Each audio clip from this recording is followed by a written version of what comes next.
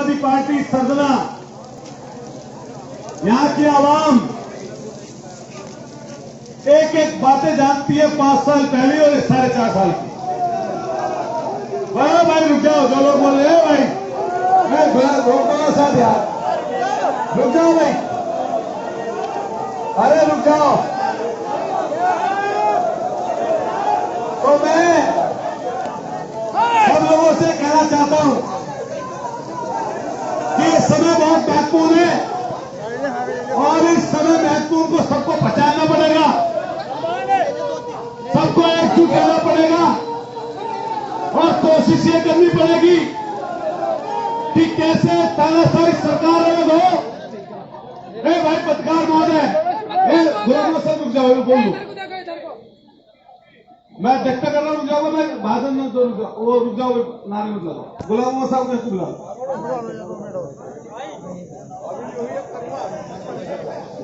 हाँ तो गुलाम साहब क्या बुलाओ, वो आ जाएंगे, पीछे हो जाओ, बेटे पीछे हो जाओ।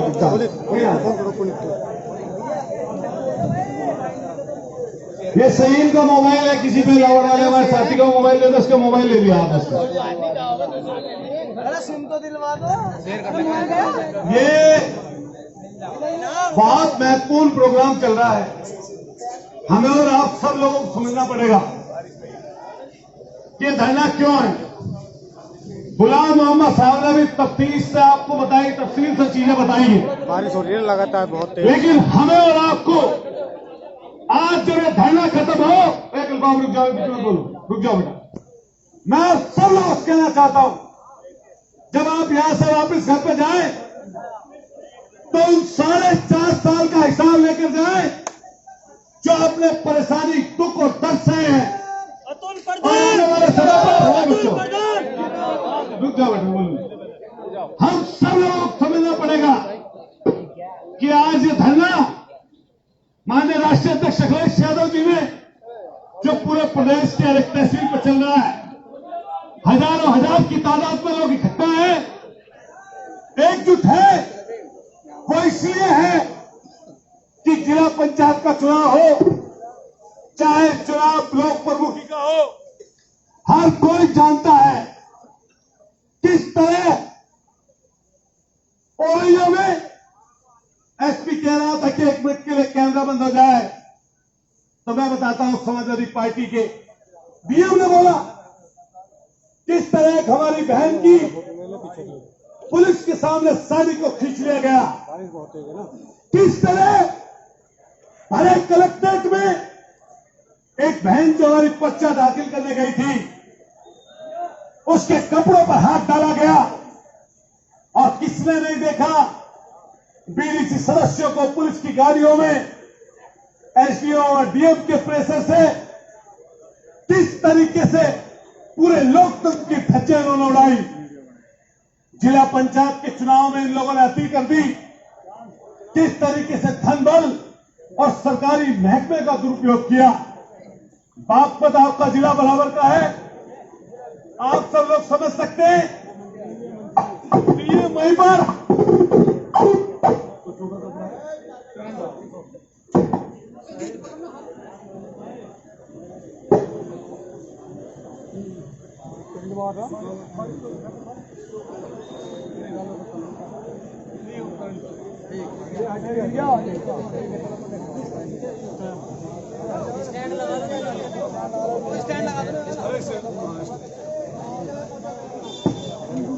नहीं सुखा थी। तो किस तरह आप लोगों ने सबने देखा है, बागपत में कलेक्टर के सामने फर्जी महिला प्रत्याशी पर्चा उल्टा लेकर चली गई। वो तो वहां के लोगों ने, कार्यकर्ताओं ने, लोक दल समाजवादी पार्टी के लोगों ने सड़क घेर ली, डीएम कलेक्टर का आवास घेर लिया और 350 किलोमीटर दूर बैठी हुई जो प्रत्याशी थी उसकी लाइव वहां से चलाकर दिखाया तो पर्चा बचा। लेकिन हर जगह इसी तरह की चीजें हैं। हमें और आपको सबको मिलकर आने वाले समय के लिए काम करना पड़ेगा। इनका दिमाग जो आसमान की बुलंदियों पर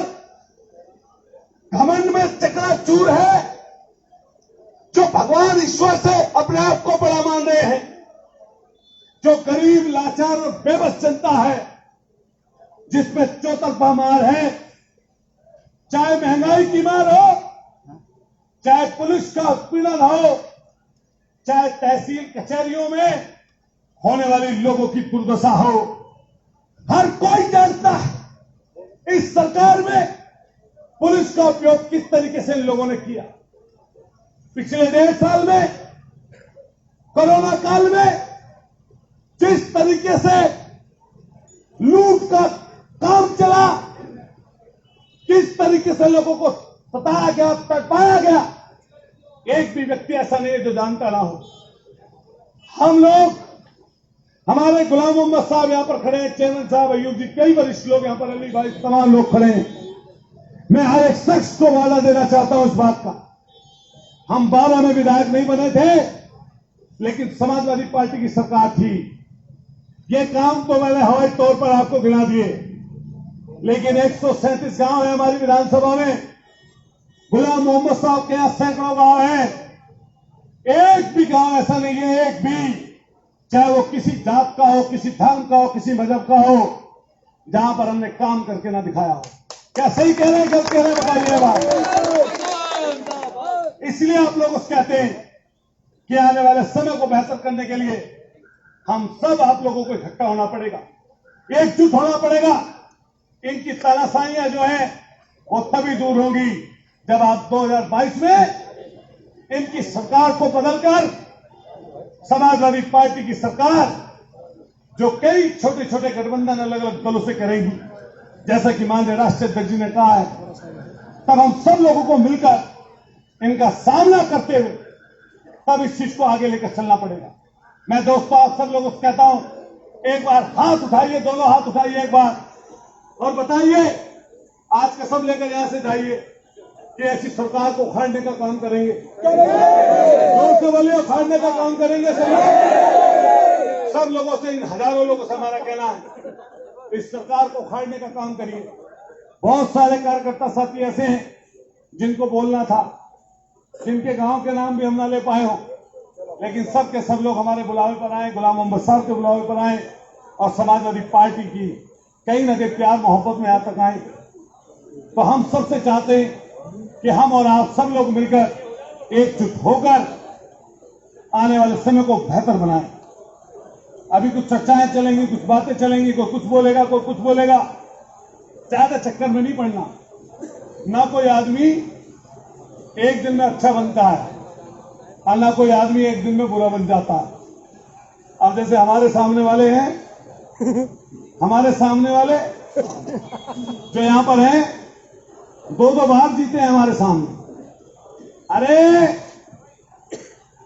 किसी और का नाम क्यों लेते हो भाई? अभी भगवानपुर गए, एक गांव में, भगवानपुर हमारी सीमा का लास्ट का गांव है विधायक जी, वहां पर कहने लगे कि समाजवादी पार्टी की सरकार आएगी तो अखिलेश यादव जी आपको हारी से कटवा देंगे। अरे शर्म करो भाई, ऐसी भाषा बोलते हो, ऐसी चीजें बोलते हो। यहां पर अभी फाटक पर गए दौराला, कहे ओवैसी हमसे मुकाबला करेंगे। अरे यहां बीजेपी का समाजवादी पार्टी से मुकाबला है या किससे है? तुम यहां पर विधायक हो, अतुल प्रधान तुम और आमने सामने हैं। अरे अतुल प्रधान को बताओ ना किसकी जमीन कब्जा की हमने? अरे हमें बताओ ना इस चीज को, किस पूले वाली ट्रॉली से पैसे लिए हमारे लोगों ने? अरे हमें बताओ, किसके कुत्ते वाले ये यहीं पर खड़े हैं दोराला रोड पर, किससे पैसे बांधे हमने? बताओ ना, कौन से तालाब पर कब्जा किया?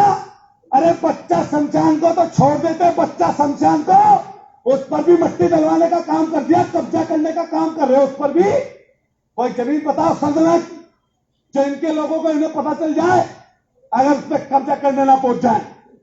ये आर्य समाज मंदिर है, और 13 आदमी पहुंच गए वहां पर, यही बैठे हैं एसडीएम साहब। हमने इनसे शिकायत की, अरे कम से कम बच्चा शमशान की जमीन तो छोड़ दो, यहां तो पता नहीं किस किस के बच्चे दबते हैं, उस पर भी कब्जा करना चाहते हैं। अरे कम से कम किसी और से मत डरो नीचे वाले, कम से कम ऊपर वाले से डरो जिसने जिंदगी दी है, उससे तो कम से कम डरो। बोलो हमारे बारे में कि क्या हमने 5 साल की सरकार में गलत किया। एक एक गांव बता देंगे गुलाम मोहम्मद साहब। मोहम्मद फरीदपुर से शुरू करिए, मोहम्मद फरीदपुर, अकलपुरा, रारदरा, भमोरी, कुसावली, नाली और पार तक चले जाइए। एक एक गांव, एक एक जगह, ना कभी किसी जात पूछी, ना कभी किसी का धर्म पूछा। और ताजुब हम कह सकते हैं कि जब तक हम राजनीति में हैं, सामने वाले की जात और धर्म पूछकर किसी के काम को हाँ ना कभी कहा है और ना कभी जिंदगी में हम लोग कहेंगे, हम कभी नहीं कहेंगे। बराबरी करना चाहते हो, बराबरी करो काम की ना। दादरी में डिग्री कॉलेज पढ़ा है, 4.5 साल से जो हमने पैसा दे दिया था, क्या उसमें एक जाति की बच्चियां पढ़ेंगी? सब जाति की बच्चियां पढ़ेंगी उसमें। और तुम्हें दिक्कत थी दादरी के कॉलेज से, तो रारदला और कुसावली, भमोरी बड़ी जगह है, एक डिग्री कॉलेज वहां भी बनवा देते हैं। हमें भी बुलवाते वहां पर कि देखिए मैंने डिग्री कॉलेज बनवाया है, और लोगों को बुलवाते क्षेत्र के नहीं। दोराला में जमीन के क्या रेट है? दोराला रोड पे क्या रेट है? दोराला में, लावड़ रोड पर, मेरठ वाली रोड पर कौन सा रेट है? माउंट लिटेरा के पास कौन सी जमीन ऐसी है जिसका कब्जा कर सकते हैं? दुलैड़ा के पास कौन सी जमीन है जिसमें मुनाफा ज्यादा हो सकता है? हवा हवा में विधायक जी, अगर 2 आदमियों के नाम झूठे रख लो, एक का नाम नत्तू और एक का नाम फत्तू, और एक नत्तू बन के फोन कर दो इन लोगों को कि 500 मीटर जमीन पड़ी है, सड़क के नजदीक है, जमीन भी गलत और आदमी भी दोनों गलत, साझा कर लेंगे हवा हवा में ही। उसी में हिस्सा तय कर लेंगे, हवा के हवा में ही। यही बराबर की गंगनहर की पटरी है, खुलेआम पुलिस के संरक्षण में सरिये का कारोबार चल रहा है। जाओ रोक के दिखाओ पुलिस। अतुल प्रधान ने नहीं किया था, किया हो तो पकड़ो, बताओ, छापा डालो, बंद कर दो हमें, बंद कर दो हमें। जो भी गलत कर रखा हो, जो 2 नंबर का 4 नंबर का हमारा काम हो, लेकिन इन सब चीजों से अलग तुमने जनता के लिए क्या किया? योजनाएं गिनाते हो, यही खड़े सलावा के लोग, हमारे राजीव सहित सब लोग, हमारे मोनू, हमारे पास सारे लोग इकट्ठे हो गए कि सलावा का पुल टूट गया। हमने कहा स्थायी पुल बनवाऊंगा और फिर स्थायी पुल बनाऊंगा। रिकॉर्ड 7 महीने में 12 करोड़ का पुल सलावा में जाकर देख के आओ, वहां पर खड़ा कर दिया। बताओ खड़ा किया नहीं किया? कप्तान के साथी हमारे यहां यही आपका गांव भमोरी, जो शहीदी गांव है, हमारे राजेंद्र चौधरी जी आए, जनेश्वर विश्व योजना के साथ साथ पानी की टंकी वहां पर लगवा कर गए। यही आपका कप्तान का गांव, हमारे विनोद खड़े यहां पर, इन्होंने कहा गांव में कुछ काम करा दो, 45 लाख का काम और जिला पंचायत का अलग से। अभी अपू बोलकर गए, दे दिया कप्तान को। और कोई एक गांव बताओ जिसमें काम ना किया। अरे बराबरी करनी है तो काम से करो। और रही बात इस चीज की, तुम्हारे मुकदमों की और दूसरी चीजों की, जब लड़ेंगे तो मुकदमे तो होंगे, जब संघर्ष में रहेंगे तो मुकदमे तो होंगे। राशन बांटना बस की नहीं था, कम बांटना बस की था। 6 मुकदमे लिखे गए। हमारे खुद के प्रधान यहां पर खड़े, हमारी वजह से पूरे दिन थाने में बैठे। कहां है प्रधान जी? खुद के ये खड़े, पूरे रात तक थाने में बैठाकर रखा। राशन बांटने गया था इनके गांव में, चौधरी साहब ने आके चुनाव लड़े प्रधानी का, 2 वोटों से हार गए थे पिछली बार। 6 मुकदमे राशन बांटने के। मैंने की 6 और लिख दे भाई, चल रोक के दिखाओ तुम्हारी हिम्मत हो तो। इसलिए मैं कहता हूं ये बात कि सब इकट्ठे रहिए, एकजुट रहिए, मजबूती के साथ रहिए। समाजवादी पार्टी की उत्तर प्रदेश में सरकार बनने जा रही है, और ये सरकार जो आवाम दुखी है, परेशान है, पीड़ित है, लाचार है, बेबस है, और जिस बाबा साहब द्वारा रचित और लिखित संविधान को इन लोगों ने बर्बाद किया है, उसको अगर आपको आबाद करना है तो सरकार समाजवादी पार्टी की आने वाले समय पर बनाइए। बताइए एक बार हाथ उठाकर सब लोग, हजारों हजार की संख्या में यहां पर खड़े, इकट्ठे रहिए, एकजुट रहिए। ना कोई घबराने की जरूरत, ना परेशान होने की जरूरत, ना किसी से दिक्कत की जरूरत। इसलिए हम कहेंगे सब लोगों से, हमारे संसद के कस्बे के साथियों से और तमाम आसपास के लोगों से कि कोई परेशानी और दिक्कत की जरूरत नहीं है। परेशानी दिक्कतें आती हैं, रात होती है तो सवेरा भी होता है, दिन होता है तो रात भी होती है। यह भी ध्यान रखना, ये जुल्म और जाति की जो सरकार है ये अंधेरे की तरह है।